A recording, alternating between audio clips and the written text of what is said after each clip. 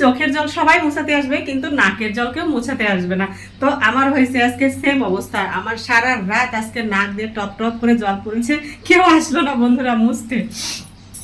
যাই হোক, মজা করলাম তোমাদের সাথে। শুভ সকাল সবাইকে, কেমন আছো তোমরা সবাই? নিশ্চয়ই খুব ভালো আছো।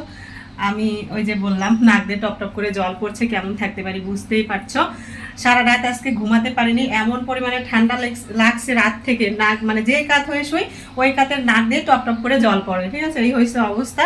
তো বহুত কষ্টে রাতটা পাড়ি দিয়েছি। আর এই যে সকালবেলা উঠলাম, উঠে ফ্রেশ ট্রেশ হয়ে চলে আসছি রান্নাঘরে। কি কি রান্না করব সেটা তোমাদের সঙ্গে এখন শেয়ার করব। চলো ব্যাক ক্যামেরা দিয়ে দেখাচ্ছি। থেকে উঠেই আগে চুলায় দিয়েছিলাম আলু সিদ্ধ আর ডিম সিদ্ধ। তো এই যে আলুটা এইভাবে কেটে সিদ্ধ করেছি, ডিম দিয়ে আলুর ঝোল হবে। আর এদিকে পেঁয়াজ রসুন আদা সব কেটে নিয়েছি, রসুন আর আদাটা পাটায় বাটবো। আর এদিকে ফুলকপি আর আলু এভাবে কেটে নিয়েছি, ভাজি করব। আর এই বেগুনটা কাল থেকে এখানে রেখেছি, ভর্তা মানে পুরে ভর্তা করব ভাবছি, কিন্তু আর করা হচ্ছে না। ঘুম থেকে উঠে আগে এগুলো সবকিছু রেডি করে তারপরে ফ্রেশ হয়ে এসে ক্যামেরাটা অন করেছি। তো চলো এখন ফটাফট রান্নাটা করে ফেলি। এখন অলরেডি 9:30 বাজে, এখন পর্যন্ত আমার কোনো কিছু খাওয়া হয়নি। চুলায় ভাত বসাবো আর এক পাশে বেগুন ভর্তা করবো। আগে বেগুন ভর্তাটা করে ভাত খাবো, তারপরে রান্না বান্না করবো, ঠিক আছে। এই বেগুন পোড়ানোর জন্য এই জিনিসটা লাগবে, তো এটাকে কি বলে জানি না, চুলার সাথে ফ্রি পেয়েছিলাম। এটা এইভাবে চুলার উপরে দিব, দিয়ে এখন এই বেগুনটাকে কাটবো কেটে। তো এই যে বেগুনের গায়ে ভালো করে তেল মাখিয়ে নিচ্ছি। আমার ভীষণ ভীষণ পছন্দের এই বেগুন পোড়া, বেগুন পুড়িয়ে ভর্তা। পোকা আছে কিনা ভালো করে দেখিয়ে নিই, না একটুও পোকা নেই, ভিতরে একদম ফ্রেশ। তো চলো চুলাটা জ্বালিয়ে দিয়ে দিই, চুলার উপরে রেখে দিই। একটু তাপটা আস্তে আস্তে দেই, বেশি জোরে দিলে বেগুনের গা পুড়ে যাবে, কিন্তু ভিতরে সিদ্ধই হবে না। তো একটু মিডিয়াম আঁচে দিয়ে দিলাম, হতে থাক, আমি অন্য কাজ করি। এক পাশে কি সুন্দরভাবে পুড়ে গেছে, আর এক পাশে দিয়ে দিলাম। এই কি হলো ভগবান,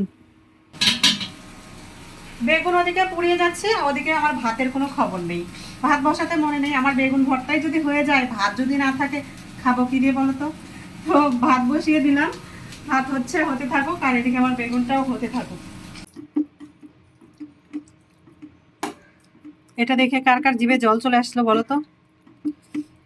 আমার তো আর তর্স হচ্ছে না, জিভে জল চলে আসতেছে। ভর্তাটা এত এত এত টেস্ট হয়েছিল, তোমাদেরকে বলে বোঝানো যাবে না। যাই হোক, ভর্তা দিয়ে ভাত খেয়ে চলে আসলাম রান্না করতে। প্রথমে কড়াইয়ে ডিমগুলো ভেজে নিলাম, তারপর ডিম ভাজা তেলের মধ্যে দিয়ে দিলাম 2টা তেজপাতা আর একটু জিরা, তারপরে পেঁয়াজ দিয়ে দিলাম। এখন পেঁয়াজগুলোকে ভালো করে ভেজে নিব। পেঁয়াজগুলো ভালো করে ভাজা হয়ে গেলে দিয়ে দিলাম আদা রসুন বাটা। এখন মশলাটাকে ভালো করে কষিয়ে নিব, তারপরে এক এক করে হলুদের গুঁড়া, মরিচের গুঁড়া, লবণ, যা যা মশলা দেওয়ার লাগে সবকিছু দিয়ে ভালো করে কষিয়ে আলুগুলোকে দিয়ে দিচ্ছি। চলো, আলু তো দেওয়া হলো, এখন এটাকে আমি ভালো করে মশলার সঙ্গে কষাবো। কষানো হয়ে গেলে আমি দিয়ে দিলাম জল দিয়ে বেশ কিছুক্ষণ আমি তরকারিটাকে ফুটিয়ে নিব। ফুটানো হয়ে গেলে দিয়ে দিলাম ডিম, আর তরকারিটা ডিমের সঙ্গে যখন ফুটে আসছে তখন দিয়ে দিলাম একটু গরম মশলার গুঁড়ো আর একটু জিরার গুঁড়ো। তারপর তরকারিটাকে ভালো করে ফুটিয়ে নামিয়ে ফেলেছি। আর এইদিকে আমি ভেজে নিচ্ছি ফুলকপি আলু। এইটাকে ভাজার পর ঠিক এরকম হয়েছে দেখতে।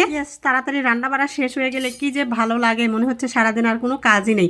তো আমার অনেক সকাল সকাল রান্না বাড়া শেষ হয়ে গেল। এবার ছেলে উঠেছে ঘুম থেকে, ওকে ভাত খাওয়াবো, ওর জন্য ভাত বেড়ে নিচ্ছি। তো চলো বন্ধুরা, আজকের ভিডিও এতটুকুই রাখছি, দেখা হচ্ছে আবার নেক্সট ভিডিওতে। সেই পর্যন্ত সবাই খুব ভালো থেকো, সুস্থ থেকো, সুন্দর থেকো, টাটা।